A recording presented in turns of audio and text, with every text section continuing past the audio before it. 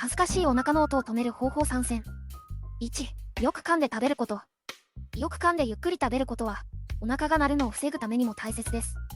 また、空腹だからといって、水を大量に飲むのも良くないです。2、背筋を伸ばす。背筋を伸ばすことで、お腹が鳴るのを防ぐことができます。人間の体は、少しは丸まってしまっているものなので、背筋を伸ばすことはとても大切です。3、炭酸飲料はなるべく控える。炭酸飲料に含まれる気泡は、胃腸に空気として入り込み、お腹が鳴る原因となってしまいます。あまりにお腹が鳴るようであれば、摂取を控えましょう。